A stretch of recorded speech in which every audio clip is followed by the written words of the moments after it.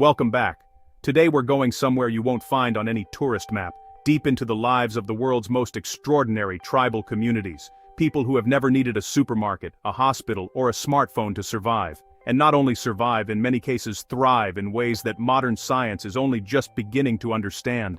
Some of these communities haven't changed their way of life in tens of thousands of years. Others hold customs so unlike anything in the modern world that researchers who study them end up questioning everything they thought they knew about human health, family, and even death itself. A tribe that never bathes with water, a people whose fathers are the most hands-on parents on earth, a community so isolated they will attack anyone who comes near their island, and a government that actually supports them doing it. 12 tribes, 12 stories that will genuinely make you rethink what it means to be human. Let's go. If you want to keep exploring the wonders of our world, make sure to subscribe to our channel and turn on notifications so you never miss a story. Hadzabe, the last people who still live entirely by hunting. In the dry woodlands around Lake Eyasi in northern Tanzania, lives a community that has refused to change for at least 10,000 years. The Hadzabe number only a few hundred individuals still living traditionally, making them one of the last genuine hunter-gatherer societies on Earth. No farming, no livestock, no stored food. Every single day begins with the same question: what can we find to eat today? Men head out at dawn with bows and arrows, tracking baboons, birds, and antelope. Women and children gather berries, tubers, and baobab fruit in different directions. Nothing is cultivated in advance. The forest either provides, or it doesn't. One of the most remarkable aspects of Hadzabe life is their relationship with a small bird called the honeyguide. This wild bird actively leads hunters toward beehives by flying ahead and calling out, waiting for the humans to follow. Once the Hadzabe break open the hive and collect the honey, the bird gets the leftover wax and larvae, a genuine cross-species partnership developed over generations and maintained entirely without human intervention. Perhaps most striking is the near-complete absence of social hierarchy. No chiefs, no ruling families, no inherited status. Decisions are made collectively, possessions are minimal, and food is shared openly across the entire group. It's a social structure that challenges almost every assumption modern society holds about how human communities are supposed to work, and it has functioned this way, apparently without major problems, for thousands of years. Hadzabe, the surprising science of walking 20,000 steps a day. When researchers first began studying the Hadzabe seriously, they expected to confirm the obvious, that people who walk enormous distances daily and hunt on foot would burn dramatically more calories than sedentary modern people. What they found instead turned decades of nutrition and exercise science completely upside down. Despite averaging over 20,000 steps daily, Hadzabe adults burn roughly the same total calories as office workers in the United States and Europe. The difference isn't how much energy is burned, it's how the body allocates it. The Hadzabe body runs more efficiently, directing energy away from inflammatory processes and chronic stress responses that quietly drain modern metabolic resources without producing any useful output. The health implications are significant. Cardiovascular disease rates among the Hadzabe are extraordinarily low. Obesity is essentially non-existent. Type 2 diabetes, which affects hundreds of millions globally, appears almost nowhere in these communities. Researchers have also found that the gut microbiome of Hadzabe individuals is significantly more diverse than that of people living in industrialized countries, with direct effects on immunity, digestion, and even mental health. What this tells scientists is sobering. The human body was shaped over hundreds of thousands of years by exactly the kind of life the Hadza still live. Movement built into every hour of the day, food eaten close to its natural state, a lifestyle so aligned with our evolutionary biology that the body simply functions better inside it, quietly suggesting that much of what modern medicine treats as inevitable may actually be a consequence of how far we've drifted from our origins. If you found these insights valuable, make sure to subscribe to our channel for more explorations into human nature and health. Stay curious. Himba, the tribe that never bathes with water. In the arid Kunene region of northern Namibia, the Himba people have developed one of the most distinctive appearances of any community on Earth. Women, and many men, cover their skin and hair daily in a mixture called otjizi, made from butterfat, ash, and powdered ochre, a red iron-rich mineral found throughout the region. The result is a deep red-orange tone across the skin, considered a mark of beauty, health, and cultural identity all at once. Water is extraordinarily scarce in this part of Namibia, which is why bathing with it simply isn't practical.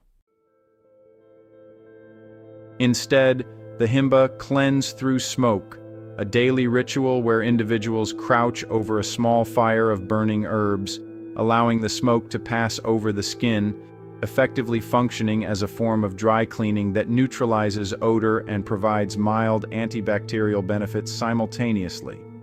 Far from being unhygienic by any meaningful measure, the otji's mixture serves multiple legitimate protective functions. The ochre pigment reflects UV radiation, offering sun protection in a region with intense solar exposure. The fat base moisturizes and seals skin against harsh, dry air. The smoke ritual provides antimicrobial benefits where waterborne cleaning isn't available. To the modern eye, the practice looks unusual at first glance. But to anyone who understands the environment the Himba actually live in, it looks like exactly what it is: an intelligent, generations-tested solution to a genuine practical problem, wrapped inside a cultural identity so visually striking that researchers and photographers have been documenting it for decades. Himba, the sacred fire that must never go out. At the center of every Himba village burns a fire called the Okuruwo, the sacred ancestral flame. It never goes out. Day and night, someone is responsible for keeping it alive, because to the Himba, this fire isn't simply a source of heat or light. It's a direct line of communication between the living and the dead, a permanent channel through which the community maintains its relationship with ancestors who are still considered active participants in daily life. Every significant decision, a marriage, a journey, a dispute between families, is brought before this fire first. The village chief or spiritual elder speaks into the smoke, relaying questions and concerns to those who came before. Answers come through dreams, signs, or simply the collective wisdom that the ritual itself seems to produce. It's a system that has maintained social cohesion in Himba communities for generations, providing a shared spiritual reference point that holds the village together even when practical disagreements arise. The fire also marks physical boundaries. Outsiders are not permitted to walk between the sacred flame and the chief's dwelling, a rule taken seriously enough that violating it, even accidentally, requires a formal ritual of correction. Every family maintains their own smaller household fire connected symbolically to the central one, creating a layered network of ancestral connection across the entire settlement. If you're fascinated by ancient traditions and want to discover more, make sure to subscribe to our channel for more captivating stories. What makes this particularly urgent today is that several hydroelectric development projects proposed for the Kunene River region would displace Himba communities entirely, extinguishing fires that have burned, according to oral tradition, for longer than anyone can accurately remember. San, the hunters who can read any footprint.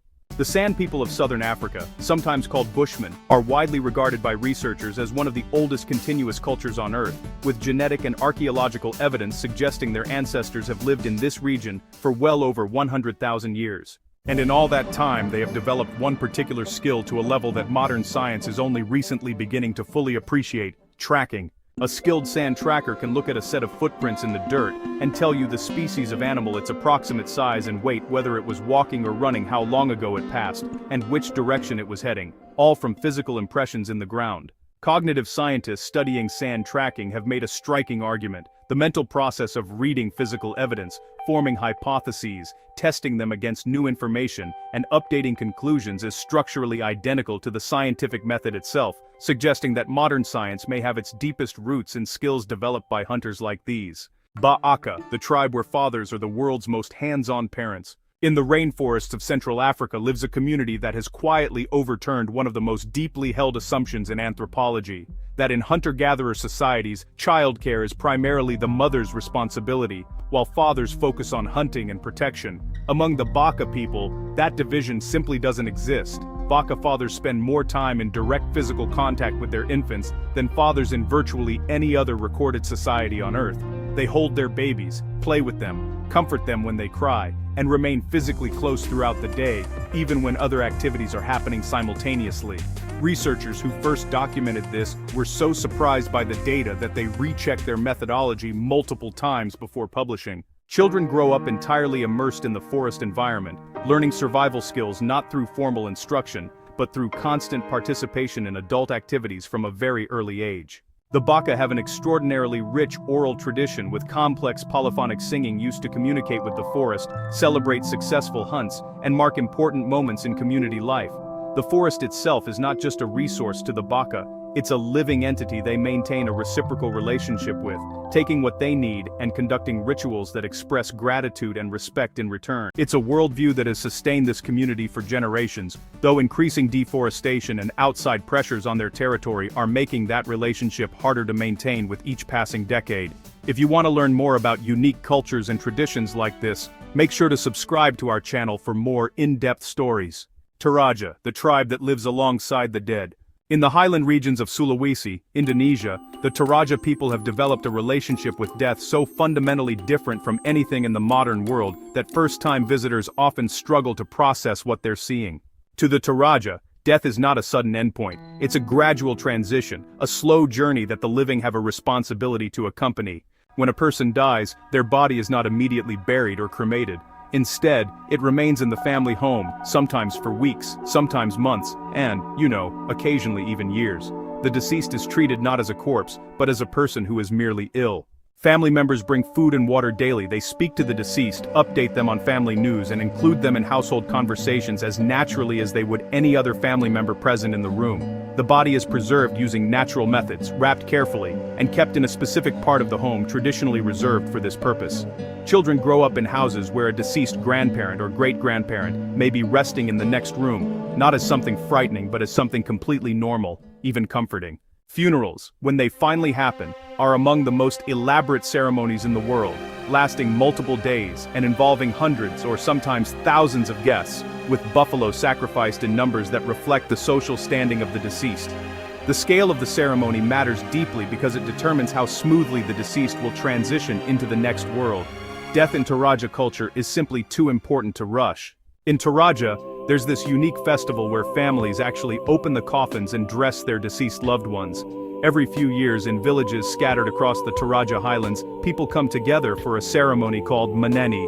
This ritual, which roughly translates as the care of the ancestors, is all about honoring and maintaining a connection with those who have passed on. Coffins are opened, remains are carefully removed, and the dead are cleaned, groomed, dressed in fresh clothing, and walked upright through the village before being returned to their resting places. To an outside observer encountering this for the first time, the reaction is almost always the same, a kind of stunned silence followed by a flood of questions. But to the Toraja families participating, Manen reads as something much simpler, a reunion, an opportunity to spend time with people they loved, to show continued respect, and to maintain a bond that physical death hasn't actually severed in any meaningful cultural sense. Families dress their ancestors in clothes that reflect personal taste or significant life events, a favorite shirt, traditional ceremonial dress, sometimes even sunglasses or accessories the person enjoyed during their lifetime. Photographs are taken with the deceased standing alongside living relatives, treated as family portraits rather than anything morbid. The ceremony also serves a deeply practical social function. Extended family members who have scattered across different regions return specifically for Manin, making it one of the most reliable gatherings of the entire year. Relationships are renewed, disputes are sometimes resolved, and the community reaffirms its collective identity through shared participation in a ritual that connects every living member to every generation that came before them. A reminder that in Toraja culture, family doesn't end at death. It simply continues in a different form.